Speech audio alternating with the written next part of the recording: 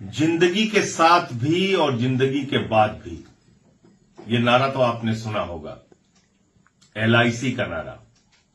जिस एलआईसी के ऊपर देश के करोड़ों लोगों का भरोसा है, विश्वास है कि अगर हम अपनी गाढ़ी कमाई का पैसा एलआईसी में लगा रहे हैं तो ये हमारी जरूरत पर हमको वापस मिलेगा।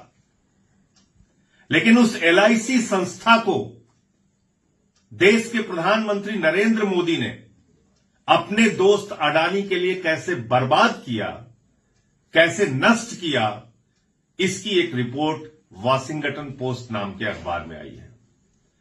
आप कह सकते हैं अमेरिका का अखबार है, लेकिन सवाल यह है कि हिंदुस्तान के अखबार तो मोदी जी के दोस्त के बारे में कुछ लिखते नहीं, हिंदुस्तान के टीवी चैनल मोदी जी के दोस्त के बारे में कुछ दिखाते नहीं।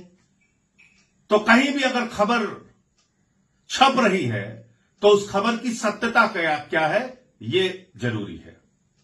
तो सत्यता इस खबर की यह है कि आपकी जिंदगी की गाढ़ी कमाई का पैसा उस एलआईसी से उठा के, जहां पर देश के 25 करोड़ लोगों की जमा पूंजी रखी हुई है, उस पैसे का 33,000 करोड़ रुपए अडानी के शेयर और बॉन्ड खरीदने में मोदी जी ने लगा दिया।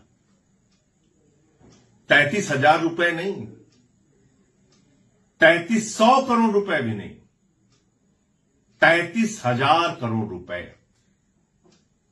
आपके स्कूल के लिए पैसा नहीं है, अस्पताल के लिए पैसा नहीं है, महंगाई के लिए पैसा नहीं है, आपकी जिंदगी में सुविधाएं देने के लिए पैसा नहीं है, किसान का कर्ज माफ करने के लिए सरकार के पास पैसा नहीं है,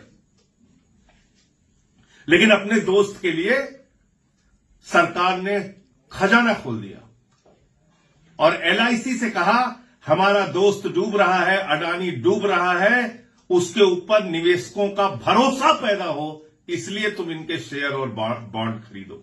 और 33,000 करोड़ रुपए का शेयर अडानी का एलआईसी ने खरीदा। अब आपका भविष्य जिंदगी के साथ और जिंदगी के बाद भी नारा देने वाली एलआईसी से नहीं जुड़ा है, अडानी से जुड़ा है। अडानी डूबेगा, आपका पैसा डूबेगा।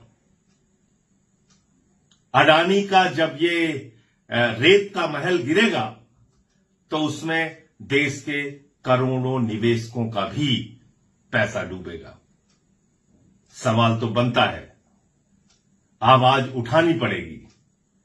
क्या अपने एक दोस्त के लिए देश को इसी तरह से नीलाम किया जाएगा? रेल हो, सेल हो, कोयला हो, गैस हो, बिजली हो, पानी हो, समुद्री तट हो, एयरपोर्ट हो, सब कुछ अगर अडानी को दिया जा रहा है तो आप कहां खड़े हैं सरकार की निगाह में? आप खुद सोचिए। जय हिंद।